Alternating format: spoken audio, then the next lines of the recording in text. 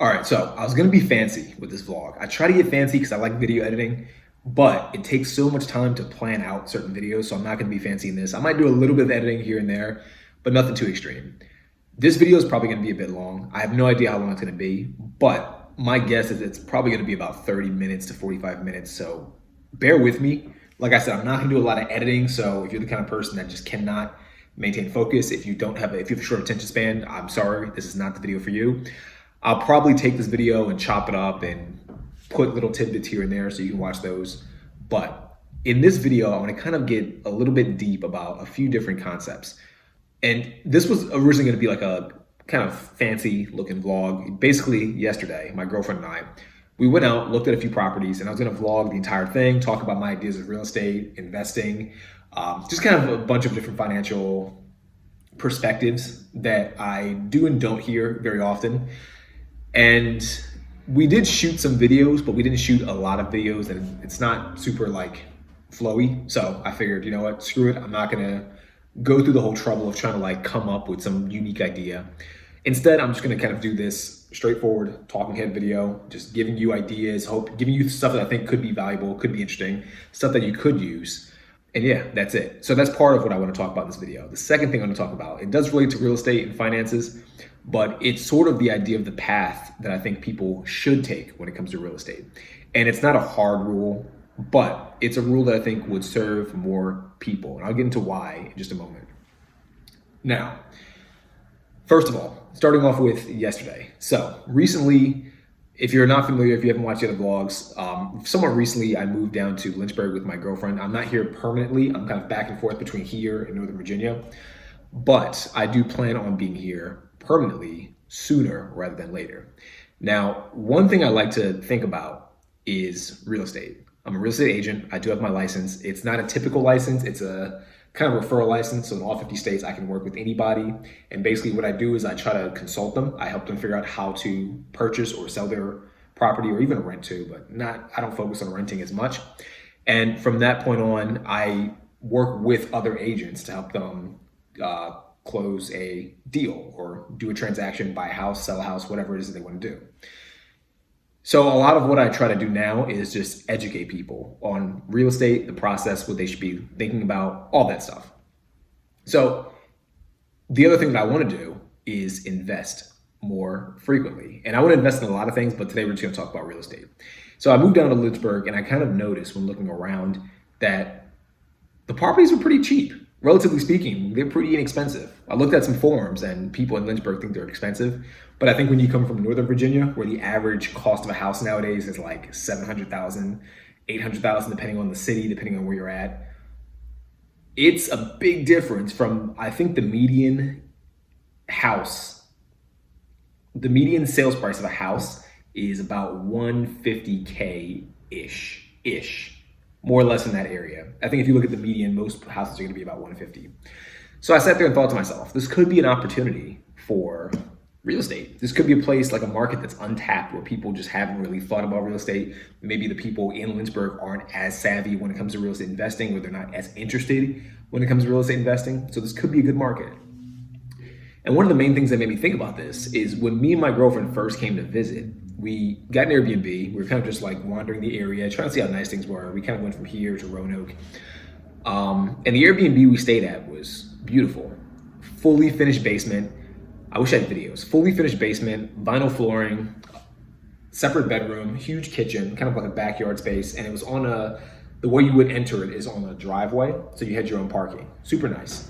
Probably about 700-800 square feet if I had to kind of guess just based on what I saw. Plenty of space, definitely enough space for a small family to live in. And I sat there and thought to myself, because when we paid for the Airbnb, I think it cost us maybe about $800 for the weekend, something like that. Maybe 700, 800 for the weekend, if I recall correctly. Maybe a bit less actually, maybe it's about 600. Doesn't really matter.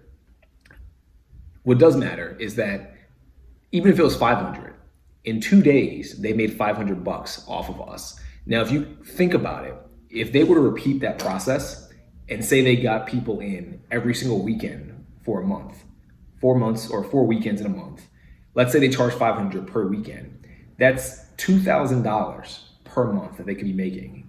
And so I sat there and thought to myself, I wonder how much their mortgage is. Like, how much does the house cost them? How much might their mortgage be? Went on Zillow, kind of just did some digging, did a little bit of research. And by the way, Zillow's not the most accurate kind of listing website, but it's better than nothing. And in some cases, it's pretty accurate. So went on Zillow, did some digging, and I kind of found out that they purchased the house about 2 years prior for about $110,000, something along those lines. And their estimated mortgage, this is estimate, because the mortgage will depend on how much they put down, what kind of loan they use, all that stuff. But their estimated mortgage was about, I think it was $1,000, something along those lines, $1,000, $1,100, something like that. And I sat there and thought to myself, in one weekend, 2 days, not even like a true full weekend, in about 2 days, we paid for effectively half their mortgage, or close to half their mortgage, maybe a little bit over half their mortgage, assuming it's about $1,100. Then I kind of looked at what the property had, square footage, bedrooms and bathrooms, the amenities, just kind of the details of the house itself. And if I recall correctly, the house was about 5 bedrooms and 4 bathrooms. And I'm not even sure, I couldn't even say for sure, I'm assuming it is, but I couldn't say for sure if that was including the basement, because the basement that we were staying in did have a refinished bathroom, so it was beautiful. Let's assume that the bedroom and that bathroom was a fifth. Let's assume that the basement's bedroom and bathroom was counted in that 5th bedroom and that 4th bathroom. That still leaves 4 bedrooms and bathrooms on the main level. Now, I don't know the layout of the actual house itself. I don't know how they can play around with it, but that just kind of got me thinking, like, this could be a potential for investment properties. So long story short, I did some research.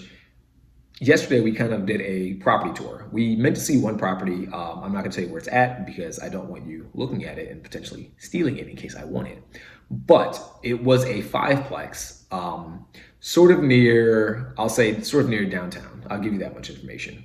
It was a 5-plex sort of downtown. When I saw the photos, it definitely looked like it needed work. Visiting it in person confirmed that it will need a lot of work, but that's fine. Now, we were kind of looking at that and we saw another property, and that property, the 5-bedroom or the 5-unit one, was, I believe it's $185,000, something like that, which to me is insane for a property. And again, I'm coming from Northern Virginia, where the average house is about $700,000, $600,000, $800,000, and there are no multiplexes, not that I've seen at least. If there are some, it's rare. You don't see any duplexes or triplexes or anything above that. Typically, most houses up there are going to be townhouses and single-family homes, and townhouses seem to be the thing that most people kind of gravitate towards because it's new buyer friendly. It's just a much better starting home. Single-family homes can be a bit more complicated to maintain. So we did a property tour, saw that. I kind of did my own math, but I asked the real estate agent how much it might cost to, or what the average rent in the area would be, and how much he thought the rent could go for in that specific property. And we kind of had the same calculations. I kind of guessed about $500 per unit. Now, some units were actually bigger than others, and some were smaller. So I think theoretically you probably could charge more or less based on the unit. Obviously, some units, if they're bigger, offer more, you can charge more. Some units that are a little bit less space. Like, for example, one of the units we saw, there was no bedroom. It was just, you walk into the unit, there's a bathroom to your left, there's sort of a living space, and then there's the kitchen, and that's it. Now, of course, the living space could be its own bedroom, and you would have to kind of use it as a bedroom because it wouldn't make sense to have your bed and stuff in the kitchen. There's not enough space.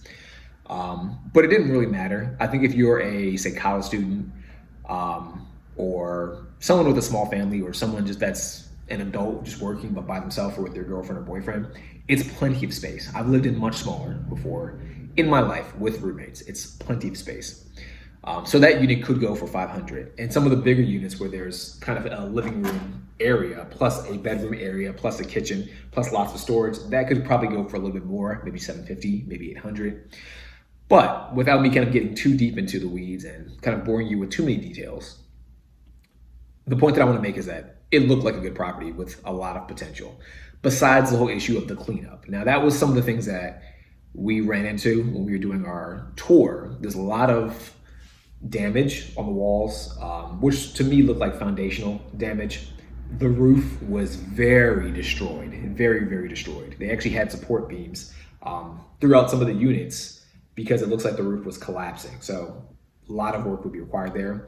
Plus, it's in a historic area, so there's the issue of you have to kind of get permission to do certain upgrades to the property, which would make things much more difficult. Like, for example, some of the windows you probably cannot replace.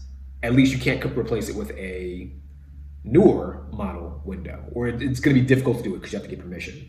You'd probably have to go with an older model window, but the issue is that the older model window probably does not get made, or at least not the same way. So you have to kind of find a way to meet in the middle and install new windows and same thing with the roof. The same idea applies with the roof. You have to install a new roof, but you can't really use the old method that was used originally to build the house. And for reference, this specific house that I'm referring to was built in 1901. So imagine trying to find out the way they built it in 1901 and kind of reproducing that exact same type of roof. It would be virtually, I'm not gonna say impossible, but it'd be very difficult to do, especially when you're looking at it from an investment type perspective and your time is something that you have to be concerned about. It's not easy, it's difficult, and it would probably require a lot of money and a lot of time. So that was one thing we ran into. And I'm gonna probably show a few videos and maybe a few little pictures of what we experienced. There's a really creepy attic that I saw, and the whole house actually felt like a horror movie because you walk in and it has like that old fashioned layout that you see in like movies like Conjuring and stuff like that. It was just a weird house, but it was like a nice house. It was a charming house. With work, it would look beautiful, but yeah, it would just require so much money and so much time. Now, part of the reason why I bring this up, because I don't want to just tell you about what I've been doing or what my plan is. I want to tell you about how what we're doing could help you. Now, with that property, because it's 5 units, you cannot use an FHA loan. You'd have to use a conventional loan because anything above 4 units is considered commercial property. And so most likely in that situation, I'd have to put down about 20% of the total sales price. So that's also something that makes it difficult. Plus, you have to tie in the fact that it's going to be a lengthy process to upgrade it, to get it renovated. And typically, what I think is the best strategy is you want to find a property that's virtually move-in ready. Grant Cardone always says, if you find a property that you want to use for investments, you want to cash flow in day one. And that's not a property that would cash flow day one because it requires so much work to get it up and ready. That's the hard part. Now, the reason I say this to you is because you could try to find multiplex properties. You could try to find a duplex or a triplex or a fourplex or something like that. You can use an FHA loan. FHA loan, you can probably put down about 5%, maybe 3.5%, depends on the FHA loan. And then from there, what we were planning on doing and what you could do is you could live in one of the units yourself. Meanwhile, you can rent out the other units for a decent price, for fair market value. Of course, make it look nice. Of course, make it hospitable, make it friendly. Don't be a slumlord. But you can rent out the other units. And then usually when people do that, they call it house hacking. And what house hacking basically is you're living in one unit, people are living in the other units. They pay the mortgage effectively because when you do an FHA loan for a multiplex property, it's one mortgage. It's one mortgage, but multiple units. So you can rent out each of the units all for a blanket collective price. Hopefully that makes sense. And so that was our plan. When we saw this online, we figured maybe we can live in one of the units if it's nice enough. Even if it wasn't that nice, we could still live in it and then over time build it up because it would still be a property that we're living in. And because of FHA loans, you're gonna have to live in a property for at least 1 year before you move again.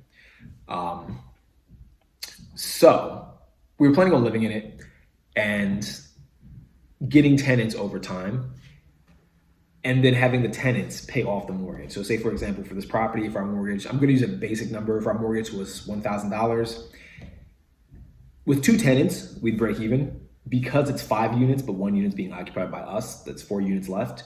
2 units would be occupied by tenants, $500 each. They'd pay off, it'd break even. 2 more tenants would cash flow us $1,000. And that's just a general idea of the concept that you can sort of apply. And I'm saying this again because you might live in an area where there are multiplexes. And by the way, if you want more information, let me know. Shoot me a comment below.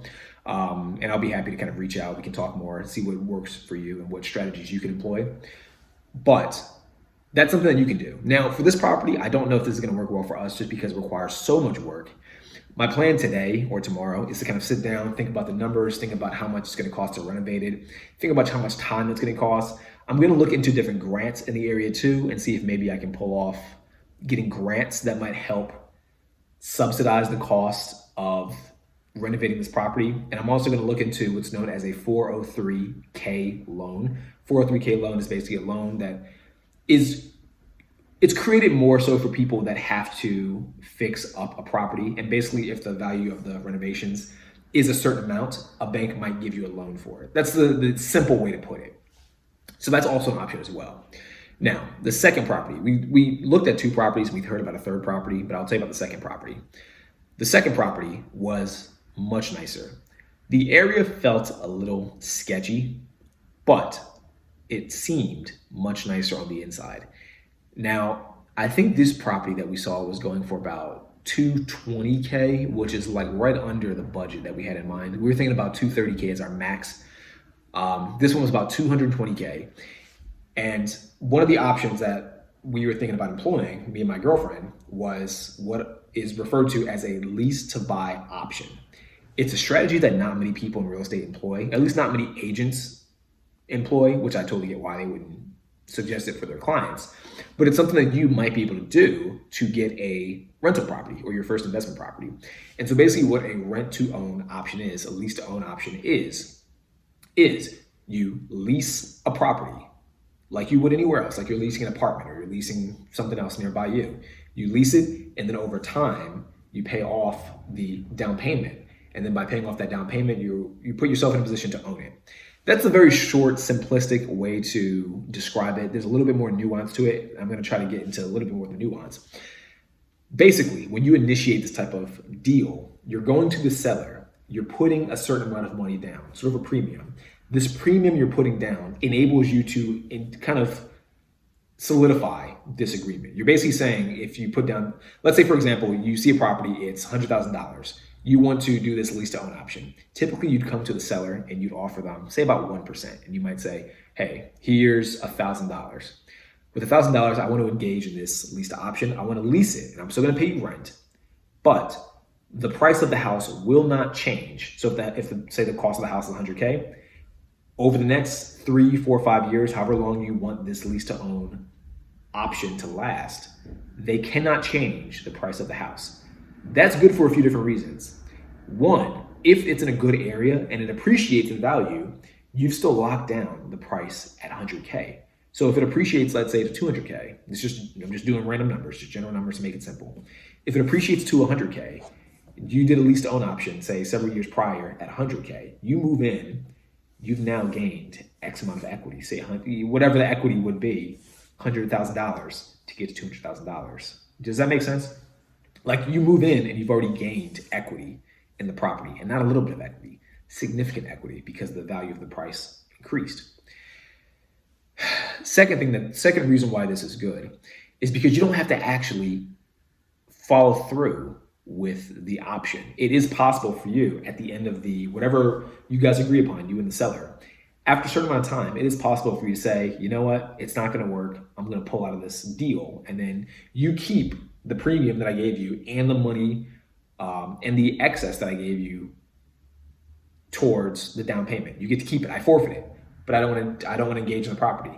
And that might sound bad on paper, but that could actually be a good thing because you don't want to get into a bad deal. Does that make sense? Like maybe the house doesn't appreciate, maybe other things happen in your life that might prevent you or might make it more difficult to maintain this property or to look after it. Who knows? Anything can happen.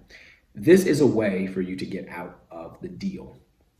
Now, once you kind of put down that money, let's say $1,000, you're also paying a premium on top of your rent. So say, for example, your rent's, I'm just making up numbers, $500. You would pay an additional, let's say you pay an additional $300 on top of your rent to make it $800 total. That additional $300 is going toward the down payment. So every time you pay that additional $300, it's getting saved and it's getting put down. It's getting put towards a down payment once this lease to own option ends and it's time for you to decide if you want to buy the house or move on. Does that make sense? This is fantastic too, because you don't have to worry about your credit. Now, obviously, if you're trying to lease and say the landlord thinks you have super poor credit and he or she doesn't want you to even lease with them, or you have a criminal background, whatever. There's obviously reasons why they might not want you to lease in the first place. But let's just say you have decent enough credit where you can lease the house, but not good enough credit where a mortgage would be a good option for you. Maybe the mortgage might be a bit too expensive. This is a way to bypass that and not worry as much about your credit while still being able to have the opportunity to buy a house. Now, the downside, of course, is that it's slow. It's not very quick. It'll take a few years for this whole agreement to pay off. And of course, the other thing that I kind of mentioned is that the house that you lease might not actually appreciate. It might not be a good house. So now you're kind of stuck with this house. Let's say you do go forward with it. You might just be stuck with a low quality house.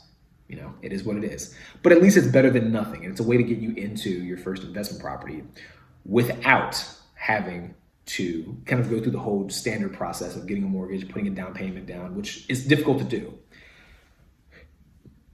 Now, I've heard of some people, what they do with the lease to own option is they get into this lease to own option, which, by the way, once you do this, the house is effectively yours. Once you initiate this lease to own option, you are completely in charge of the house. You have to still pay the landlord, of course, but you're the one that takes care of everything. If something breaks, it's on you. If there's an emergency, it's on you. Everything's on you. So you're effectively the new landlord in the situation. Besides you paying rent to the person that owns it, because the person that owns it is effectively the bank, you're paying rent to them, but you own the property from day one. Now, what some people do is some people will try to get tenants into the property, and you theoretically could, assuming you initiate this lease to own option, initiate the lease to own option and have tenants in on day one. Does that make sense? So that way, by the time this option starts, you already have a tenant in place ready to move in that's about to pay you rent. And then you can just charge them the rent. You can charge them the rent plus the premium. That can just be their rent. And then, of course, that means that you're cash flowing from day one, effectively, because you're not really paying the bank, the seller, for this option. Now the tenant is. So all you have to do is kind of manage the property as you would any other investment property that you might have. Does that make sense? So hopefully that's not too confusing. If it is a little bit confusing, let me know in the comments and I'll try to clarify whatever part that I didn't make sense on or whatever part was a bit confusing. Does that make sense? So we looked at a second property, and this property was listed as rent to own, as lease to own, which is a bit interesting to me that they wanted to market it that way. They didn't want to do a standard mortgage. Not sure why, but it doesn't really matter. I think it was interesting. But that's an option that you could have.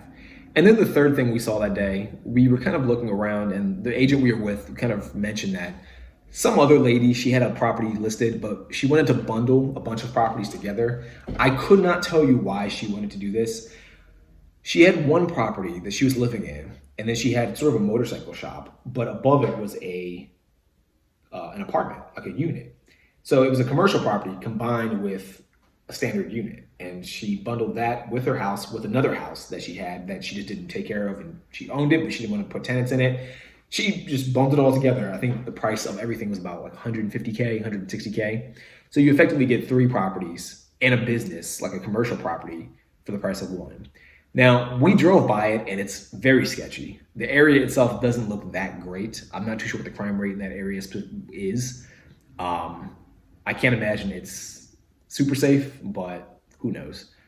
It could be much safer than it looks, but it definitely needed work. And when we were kind of talking to the agent about it, he was saying that a lot of the issues are more cosmetic than functional, which is good.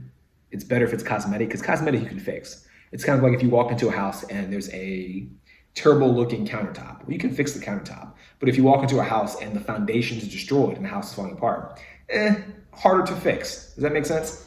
So he was saying that it's more cosmetic, and when we drove by, I can confirm that it looked correct. It was very ugly looking. And just because it was so ugly looking, I can see how most people would be turned off by it.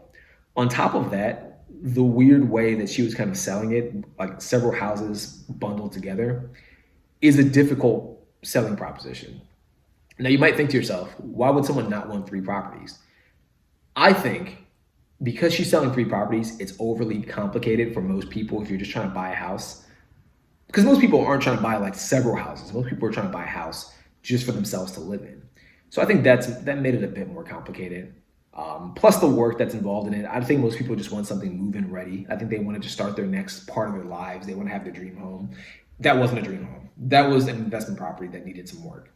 Now, of course, something that's not off the table for an investor or someone that wants to be an investor, but definitely not something that you would just want to move into and hope that it's all set. So that was the third property we kind of like drove by. We didn't go into it because it's not vacant, so you have to kind of schedule ahead of time.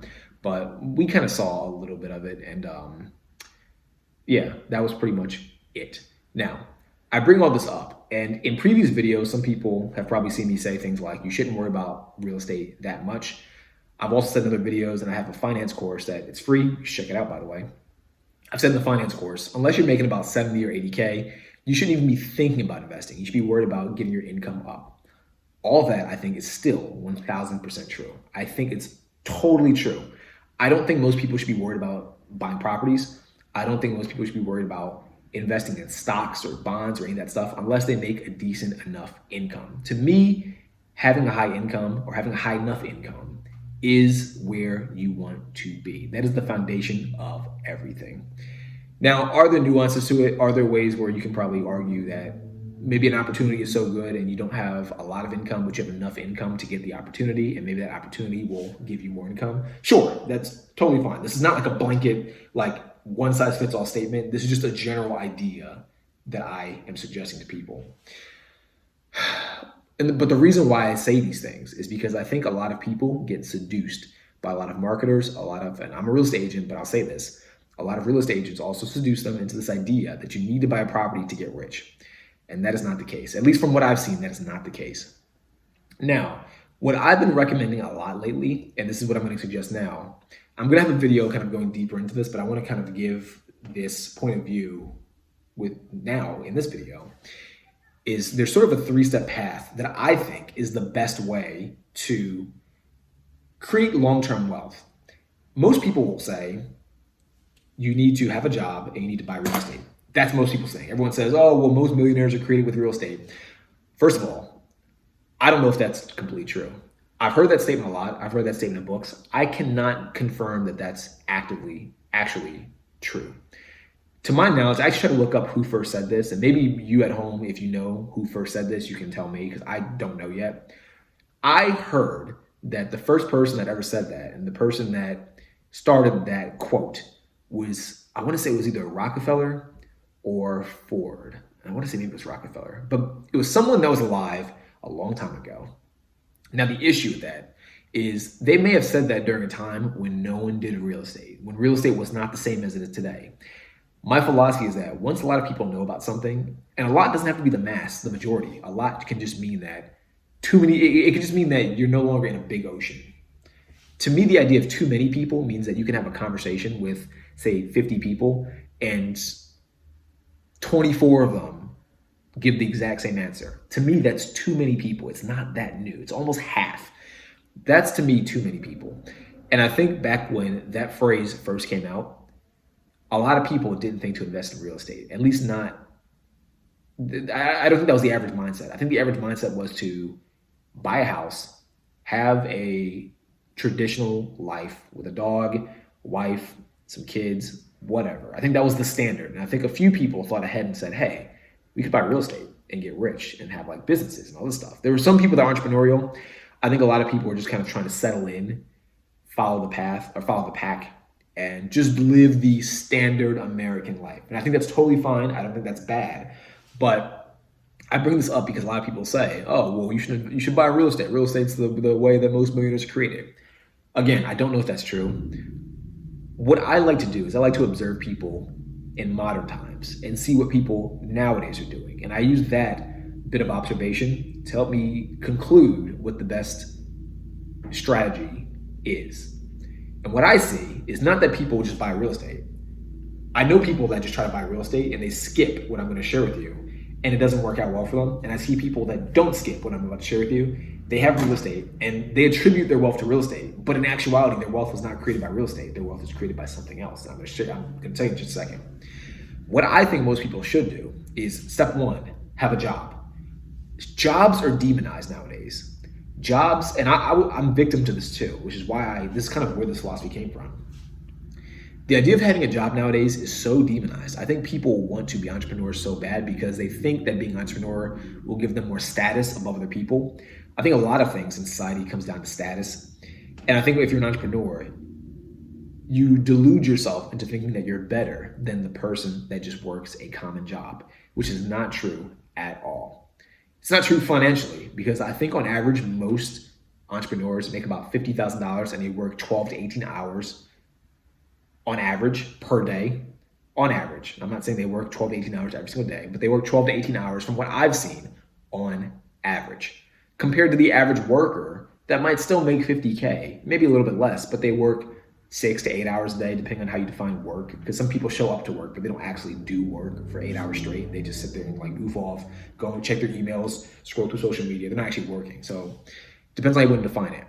But the point that I'm making is that being an entrepreneur in itself isn't that great. It's not that great. So get a job and stick with your job. Make money with your job. Do not feel shame for having a job, and do not feel pride for being an entrepreneur. Neither's better, neither's worse. It just depends on the individual and what they want to do with their lives. So step one, get a job, keep a job. Step number two, while you have the job, find a way to create a source of income that is independent of your time. And that is the big thing that I think a lot of people miss. The more straightforward way to do this is to create a business. And I think that's what most people actually do. Even when they don't realize it, I think most people create a business. But the other thing you can do is also find a way to invest your money where it gives you some kind of passive income. And I don't like the word passive income as much as other people do, because people think of passive income and they think passive income means no work. And that's not really what passive income is. Passive income is just another stream of income that comes more consistently. It's recurring revenue. But recurring revenue does not mean that it requires no work. It does require some work. The difference is that the amount of work you're putting in does not correlate to the amount of money that you get directly. If you work a standard job, say 8 hours, and your job's hourly, if you don't show up for 8 hours, you're not gonna get paid for the 8 hours of work. You're gonna get paid for, say, 5 hours, or 4 hours, or 6 hours, however many hours you actually did show up. With passive income, you could work 4 hours, and if a system is set up correctly, you'd make, say, $100. And if you work, say, for 2 hours, you'd still make $100, assuming the system's set up correctly. You could work 0 hours for several days, you would still make $100. And then you can also work a lot more and maybe add to the system, or maybe create some other ways to generate additional income. And that $100 can go to $300. Then you don't have to work as much anymore, and you still get that $300. It's consistent. So I think that's really what the passive income truly is. It's not that you're not working, it's that you're using more leverage to create a more consistent means of income over a longer duration of time. I think that's really what passive income should be. It probably shouldn't even be called passive income, because passive income sounds like you're just sitting around doing nothing, which is not the case at all. So I think that's step number two. Create some kind of passive income, or create some other type of business that will detach your time from your money. And it doesn't, again, some examples off the top of my head, sales is a big one. Sales is a way to detach your income from your time, because with sales, you could theoretically close one big deal, and that one big deal could give you $2,000, $5,000, $10,000, depends on what you're doing, depends on the industry. You've detached your time from your income. Real estate agents are good examples of this. Real estate agents do not work a standard 9 to 5.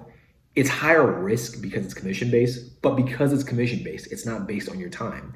You could theoretically have a deal, and I've experienced this myself, that takes you 1 month, 1 or 2 months. It could just be a quick deal. Everything's so straightforward. Everyone's on point. Everyone knows exactly what to do. There are no hiccups. There are no mistakes. And then you make $10,000 or $8,000 or whatever. It depends on the market that the agent's in. But let's just say you make $10,000. You've detached your time from your income, because now your money that you're able to make is no longer contingent on the amount of hours that you work, which gives you more flexibility and ultimately gives you more leverage.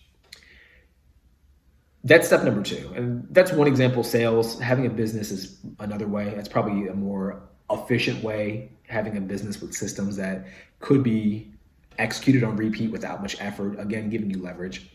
Then the third thing that I think people should do is use the money from the business, or from the passive income, or from the income that's detached from their time, park that into real estate. Does that make sense? And then from that, you will get wealthy, because you're just worried at that point about maintaining an investment portfolio. You're not trying to create new streams of income in the sense that a business owner might. You're not trying to create a new product. You're not trying to create a new service. You're not trying to create anything. You're just buying into something that already exists, and you're finding a way to capitalize on it. And I think that's a safer storage of money.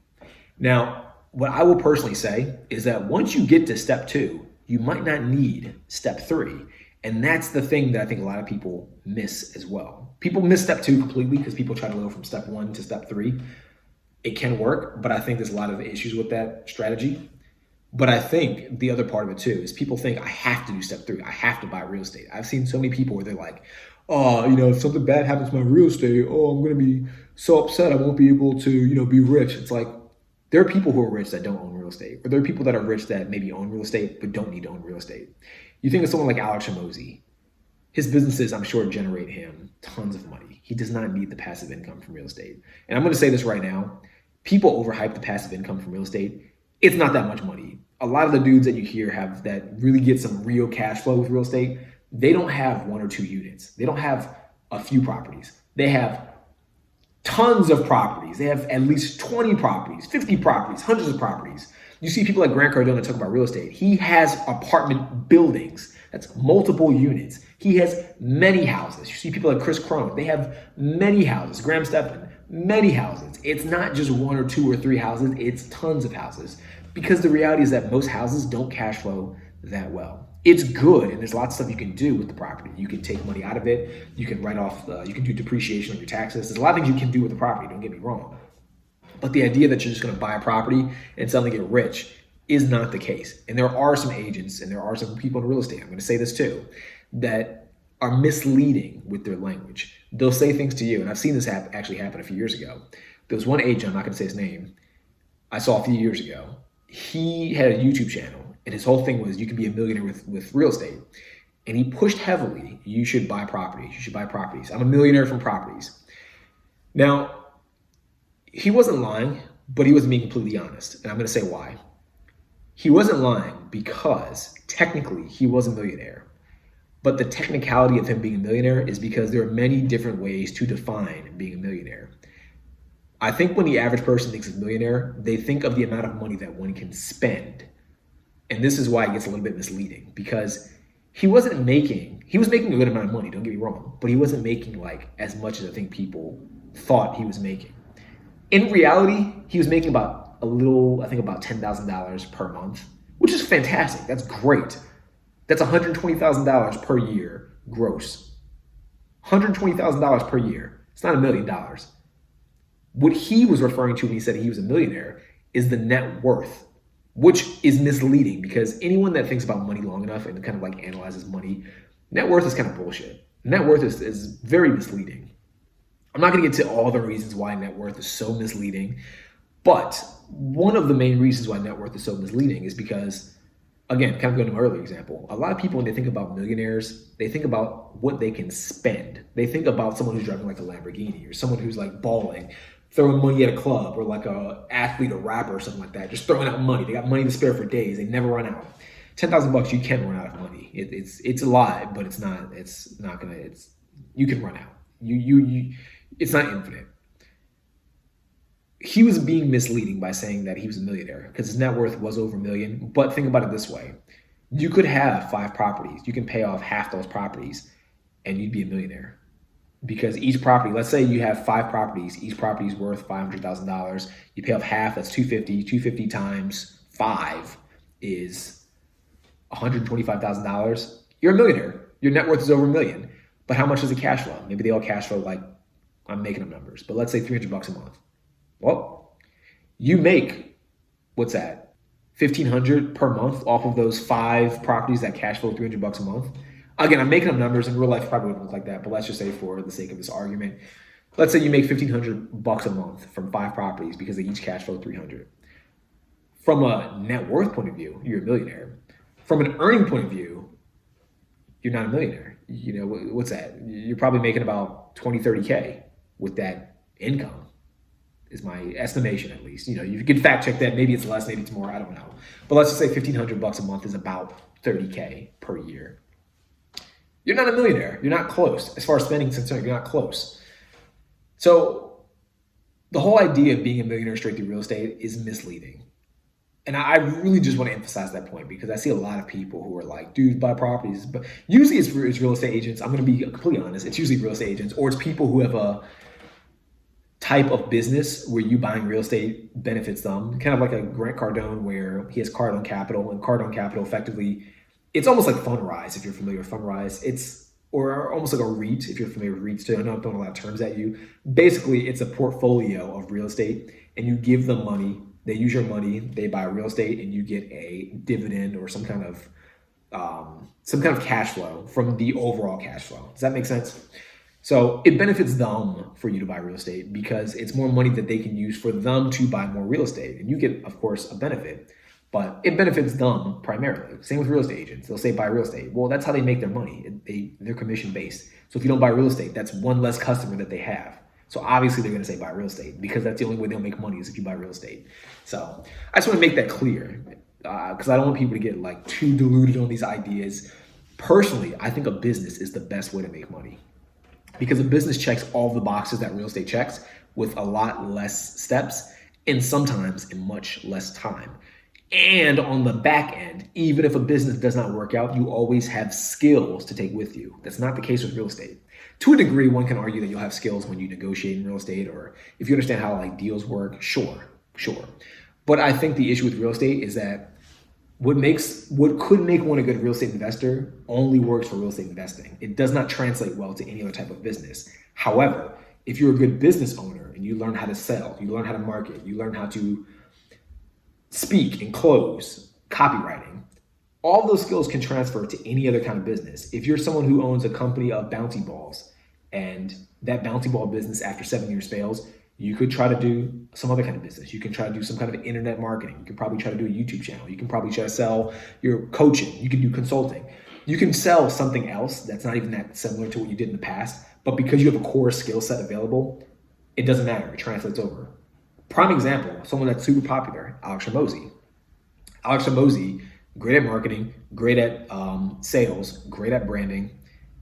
He had Gym Launch in the past. It's a company that helps gyms build up their clientele. He stopped doing Gym Launch and he did a software company. Crushed it. Stopped doing software. He might still be doing software, who knows. Then does supplements. Crushed it. Now he's doing acquisition.com. So he's trying to get other businesses into his portfolio. Then you hear about the other businesses. He talks about like a garbage company. He talks about like a photography company. It's all the same core skill sets required to make those businesses grow. But because he has that skill set, it applies to everything. So that way the overall money he can make over time is exponential. Compare that to real estate. If you say, for example, had 5 properties and you lose 5 properties for whatever reason, your only option really is to find 5 more properties or find more properties. But if the market sucks, or if real estate's not the thing anymore, or if too many people saturate a market, or if whatever happens, you're kind of screwed. You don't really know, you don't necessarily have that skill set to jump from real estate to something else. You probably couldn't jump from real estate to, say, a photography business, because you probably don't know anything about marketing in the grand scheme of things. You probably know a little bit about real estate marketing, but you don't know how to do like digital marketing or content marketing or personal branding because you never had to do it in real estate. You couldn't go from real estate to, say, maybe a candy store. Or I know one of the things Alex Hormozi says he wanted to do was a yogurt store. Or he does like nasal strips. I think he's doing like a nasal strip brand. He can do all those different brands and they kind of work well. He knows how to get them up and running. He knows like where the deficiencies are in the business. An average real estate person couldn't do any of that stuff. I know real estate investors that cannot market to save their lives. They know nothing about marketing. They don't know what funnels are. They don't know what landing pages are. They know nothing about digital marketing. They cannot market and they barely know how to do direct sales because of the way their business is structured. So again, I really want to reiterate that point. I think the best thing you should be doing is 1, find a job, stick with the job, find a way to use the job to save money and to use the money that you're saving to invest into step number 2. Step number 2, use the money that you're saving to invest into a business or some way to detach your time from your income. That can be a sales type business, that can be a service type business, coaching, e-commerce, whatever, something else that can eliminate the direct need for you to show up to work for 8 hours a day and get X amount of money every single time. Does that make sense?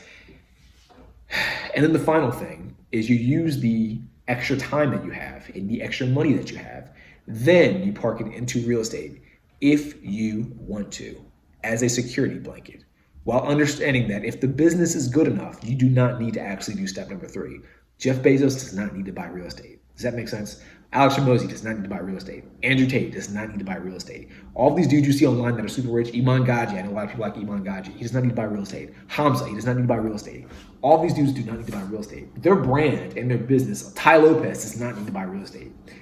All of their brands, all of their businesses make them plenty of money and give them the exact same tax benefits, if not better tax benefits, than real estate does. So you do not need to buy real estate. That's option number 3 if you want to park your money in something that will continue to give you a consistent return on your investment. You don't have to do it if you have a good business. It probably makes your life a little bit easier in the grand scheme of things. It might be money to pass on to your children, an actual hard asset. I totally think that's fine. I totally think that's what you should be doing, but you don't have to do it in the grand scheme of things if your concern is just money and making money. Does that make sense? So let me know what you think about this kind of vlog. Like I said, I know it's a bit long-winded. I know it's super long. I think at this point we're reaching about 50 minutes, close to an hour.